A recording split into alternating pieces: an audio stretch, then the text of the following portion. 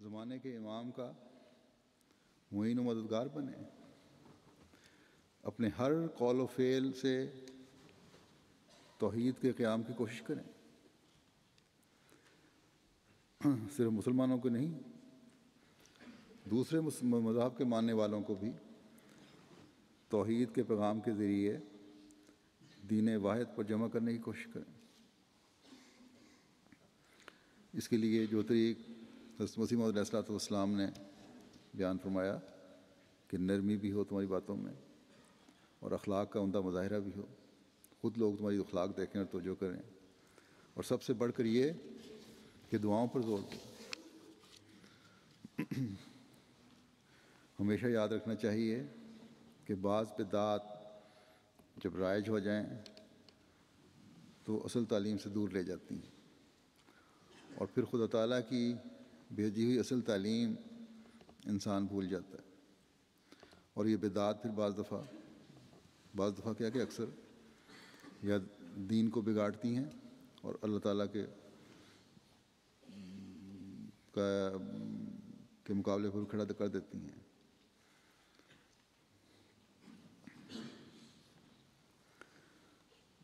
تمام سابقہ دین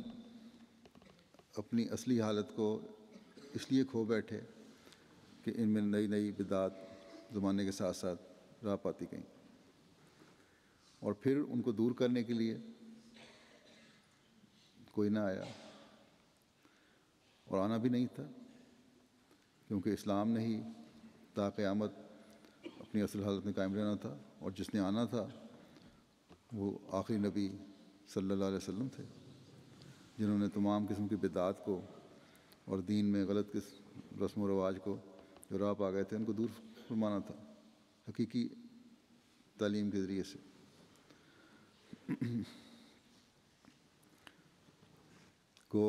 کہ جیسا میں نے بتایا کہ ان بدعات میں بھی بعض مسلمانوں کے غلط یہ بدعات مسلمانوں میں غلط طور پر راہ پا گئی ہیں اور بعض بدعات ایسی ہیں اور غلط طرز عمل ایسے ہیں جن کی وجہ سے شرک بھی داخل ہو گیا ہے، نہ صرف مخفی شرک بلکہ ظاہری شرک بھی بعض جگہ ہمیں نظر آتا ہے۔ لیکن اللہ تعالیٰ نے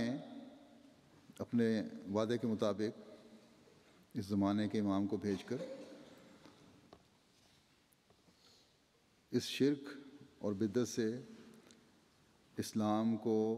محفوظ کرنے کے سامان بہم پہنچا دیے، اور انشاءاللہ تعالیٰ یہ محفوظ رہے گا۔ انہی بدعات جو اسلام میں راہ پا گئی ہیں، مسلمانوں میں راہ پا گئی ہیں، اور غلط طریقے جو ہیں ان کی طرف نشاندہی کرتے ہوئے ایک جگہ حضرت مسیح موعود علیہ السلام فرماتے ہیں کہ ہمارا طریق بیان ہی وہی ہے جو حضرت صلی اللہ علیہ وسلم اور صحابہ کرام کا تھا۔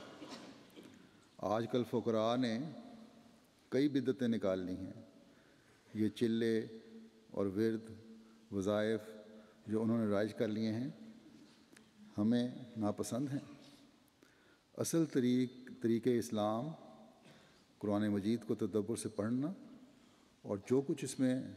ہے اس پر عمل کرنا، اور نماز توجہ کے ساتھ پڑھنا، اور دعائیں توجہ اور انابت اللہ سے کرتے رہنا۔ بس نماز ہی ایسی چیز ہے جو معراج کے مراتب تک پہنچا دیتی ہے۔ یہ ہے تو سب کچھ ہے، یعنی نماز ہے تو سب کچھ ہے۔ بس عام بدعات تو ایک طرف، حضرت مسیح علیہ السلام نے تو بعض وظائف وغیرہ کو کرنے پر اور ان وظائف کو زور دینے پر اور زور دینے والوں کے عمل کو بھی بدعت کرنے والا قرار دیا ہے، کیونکہ اس سے اصل چیز جو ہے وہ بھول جاتے ہیں۔ نماز جو اصل عبادت ہے وہ بھول جاتے ہیں، اور ورد و وظائف پر زور شروع ہو جاتا ہے، اور پھر یہ بھی ایک شیطانی عملوں میں سے ایک عمل بن جاتا ہے۔ ایک بزرگ کا قصہ آتا ہے کہ ان کی ہمشیرہ جو بہت نیک تھیں، نمازیں پڑھنے والی، تہجد گزار، دوسرے نوافل پر زور دینے والی، انہوں نے بعض مجلسوں میں جا کر یا متاثر ہو کر لوگوں سے ورد اور ذکر اور وظائف کی طرف زیادہ توجہ دینی شروع کر دی، اس طرف زیادہ مائل ہو گئیں، اور پھر آہستہ آہستہ جو نوافل تھے دن کے وہ چھوڑ دیے۔ ان بزرگ کو شک پڑا تو انہوں نے پوچھا، انہوں نے کہا جی ان کی جگہ میں ورد اور وظائف کرتی ہوں۔ انہوں نے سمجھایا کہ یہ غلط طریق ہے، لیکن بہرحال نہیں سمجھی، انہوں نے کہا میں ٹھیک کرتی ہوں۔ آہستہ آہستہ تہجد کی نماز پڑھنی بھی چھوڑ دی، اس کی جگہ بھی ذکر شروع ہو گیا۔ انہوں نے کہا کہ دیکھو یہ ذکر تم کر رہی ہو تمہیں شیطان ورگلا رہا ہے، اس لیے بچو، یہ کوئی خدا کا حکم نہیں ہے، اگر تم نے اس سے بچنا ہے تو لاہور پڑھا کرو، تم بچ جاؤ گے۔ کچھ عرصے بعد خاتون کو، بزرگ خاتون کو احساس ہوا کہ فرض نمازوں کی طرف بھی میری بے رغبتی ہو رہی ہے، تو خود پھر ان کو احساس پیدا ہوا، پھر انہوں نے لاہور پڑھنا شروع کیا، لا حول ولا قوۃ الا باللہ، شیطان سے بچنے کے لیے۔ پھر ان کی آہستہ آہستہ نمازوں کی طرف توجہ پیدا ہوئی، وہ انہماک پیدا ہوا، پھر تہجد کی طرف توجہ پیدا ہوئی، پھر نوافل کی طرف توجہ پیدا ہوئی۔ تو بعض دفعہ انسان کو بعض باتوں کا پوری طرح علم نہیں ہوتا اور سمجھ لیتا ہے کہ جو بعض نیکیاں میں کر رہا ہوں یہ نیکیاں ان کو کرنے کا بڑا فائدہ ہے، اور ذکر کرنے سے یا ورد وظائف کرنے سے بڑا مقام حاصل ہو سکتا ہے۔ گو بڑی اچھی بات ہے، ذکر کرنا چاہیے، ذکر الہی سے زبان تر رکھنی چاہیے، لیکن جو اللہ تعالیٰ نے فرائض بتائے ہیں وہ پورے کر کے، جو سنت ہمارے سامنے حضرت صلی اللہ علیہ وسلم نے قائم فرمائی نوافل کی اور تہجد کی، اس کو کر کے اس کے ساتھ ساتھ یہ چیزیں ہوں تب ٹھیک ہے۔ لیکن صرف ایک چیز پر زور دینا اور دوسری کو اصل فرائض کو چھوڑ دینا، سنت کو چھوڑ دینا، یہ غلط طریقہ کار ہے۔ بس ہمیشہ یاد رکھنا چاہیے کہ اللہ کی مجلسیں، ذکر اذکار کی مجلسیں بے شک بڑی پاکیزہ مجلسیں ہیں، لیکن یہ جب ایک حد سے زیادہ بڑھ جاتی ہیں تو پھر شیطان کی طرف لے جاتی ہیں۔ بس اصل نیکی وہی ہے جس کا اللہ تعالیٰ نے حکم دیا ہے، جو توحید کے قیام کے لیے اہم ہے۔ بس جب بظاہر نیکی کرنے کی طرف توجہ دلانے والی باتیں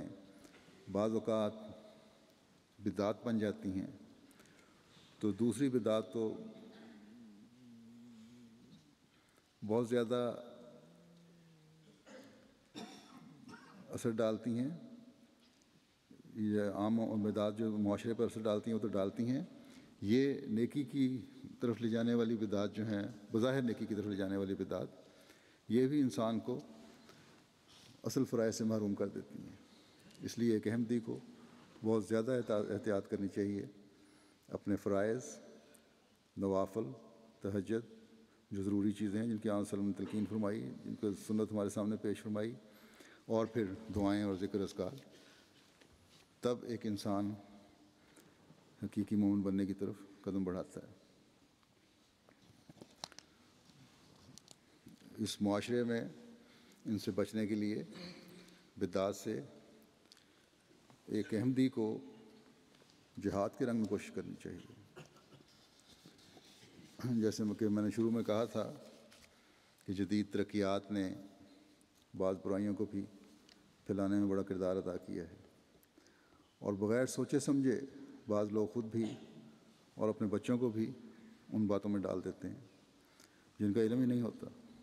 کہ اس کی حقیقت کیا ہے، اس کی روح کیا ہے۔ بس دیکھا دیکھی معاشرے کے میں پیچھے چل کر وہ کام کرنے شروع کر دیتے ہیں۔ اگر اس دعا کی طرف توجہ ہو جو حضرت صلی اللہ علیہ وسلم نے ہمیں سکھائی ہے کہ بعض باتیں جو لا علمی میں ہو جاتی ہیں ان کے کرنے پر بھی ہمیں اے اللہ تیری بخشش چاہیے. تو اللہ تعالیٰ کی بخشش جب ہوتی ہے، ایک نیتی سے جو دعا ہوتی ہے، تو پھر آئندہ انسان بعض برائیوں سے محفوظ بھی ہو جاتا ہے. تو بہرحال جس برائی کا جو آج کل ان دنوں میں مغرب میں بڑی دھوم دھام سے منائی جانے والی ہے آئندہ چند دنوں میں، اس کا میں ذکر کرنا چاہتا ہوں. یہ ہیلووین کی ایک رسم ہے. جیسا کہ میں نے کہا تھا کہ احمدی بھی بغیر سوچے سمجھے اپنے بچوں کو اس میں شامل ہونے کی اجازت دے دیتے ہیں. حالانکہ اگر اس کو گہرائی میں جا کر دیکھیں تو یہ عیسائیت میں آئی ہوئی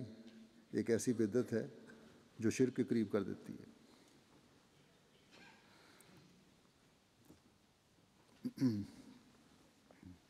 چڑیلیں اور جن اور شیطانی عمل، یہ تو بائبل نے بھی ان کو روکا ہوا ہے، لیکن عیسائیت میں یہ راہ پا گئی ہیں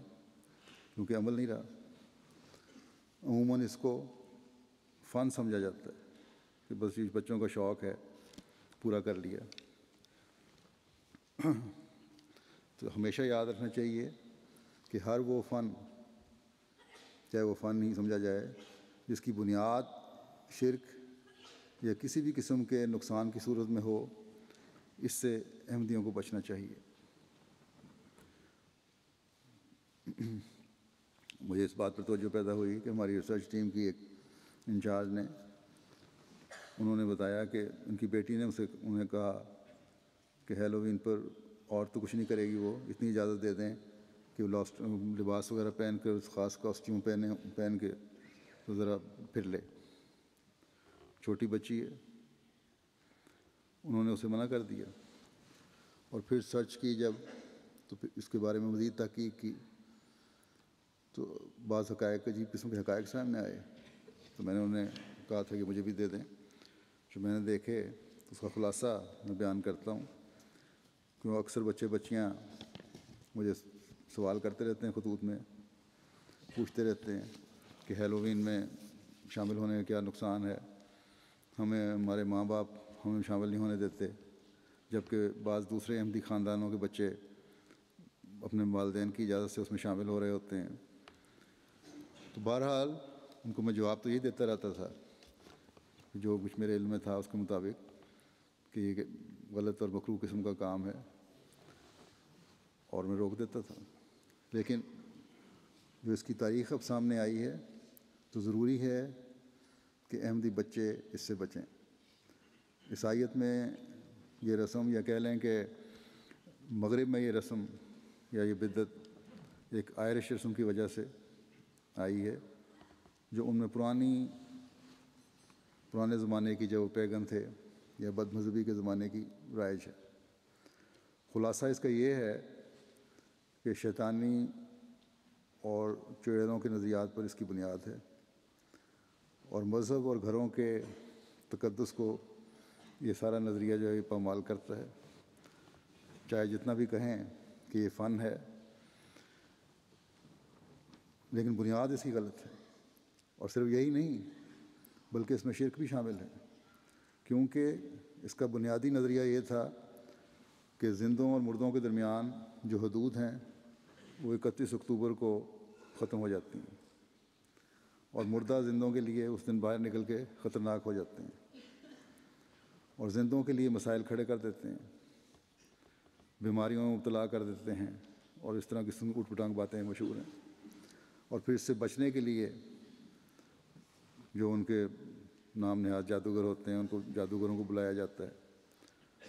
جو جانوروں اور فصلوں کی قربانی کرتے ہیں ان سے لے کر خاص طریقے سے.